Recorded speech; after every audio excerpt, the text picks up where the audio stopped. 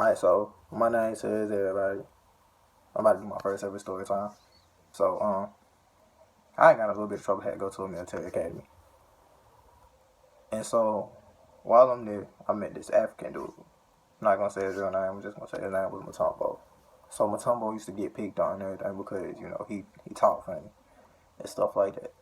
People used to talk about the way he talked. He ran a little bit short because he was a little chubby and stuff like that. And people always used to pick on him and be like, yo, you from Africa. I thought you had to run and catch your food and stuff like that. So, it really used to get to this dude. So, I was trying to be as nice as possible to this man because it's a nigga from Africa. And so,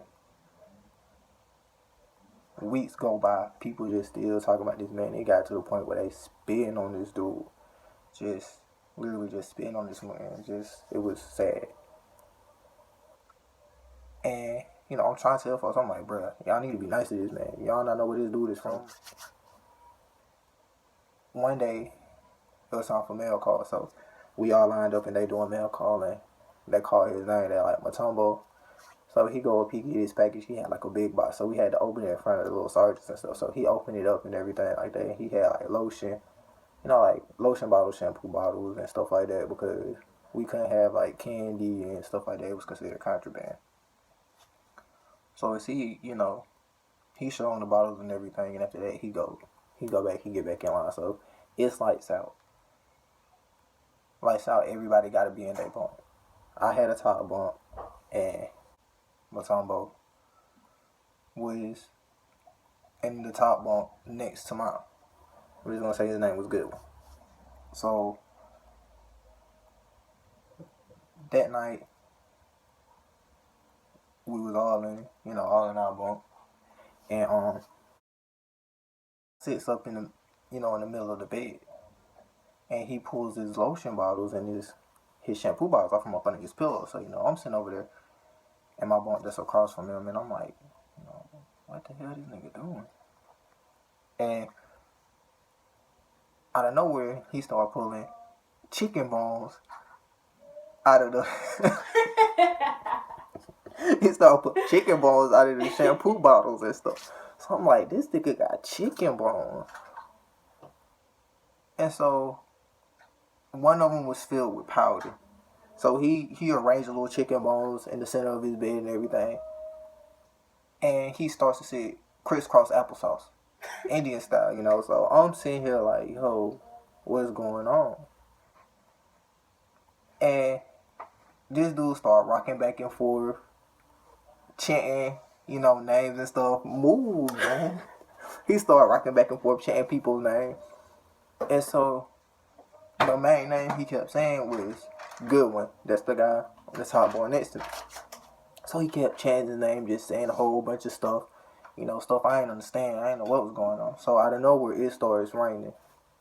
Not just sprinkling, people say raining cats and dogs. It's raining hard as hell. So I'm like, yo, what the world? Tumbo was over there across on the top bunk from me, rocking back and forth and everything like that. And like I said, in the midst of this, it started raining and everything. So, I'm sitting there, like I said, I'm nervous. I'm 17. I'm ducking my head up under the cover and stuff I'm 5 years old. And so, out of nowhere, he started getting louder and louder. It started thundering and lightning. And so, I'm real scared at this time. I didn't know if I should go get a sergeant or if I should just stay in my bunk. So, maybe 10 minutes into it, Goodwin, the guy that was next to me on the top bunk, he falls out of his bunk and break both of his legs. And he just started screaming. So, people starting to wake up and everything like that. Sitting over there across from me with this sinister grin on his face. And he look at me and he says, good night. My job is done. And as soon as that nigga said that, it stopped raining. It stopped thundering and lightning. And this nigga gathered up his chicken bones. I don't know what he did with the powder because he couldn't put it back in the container or whatever.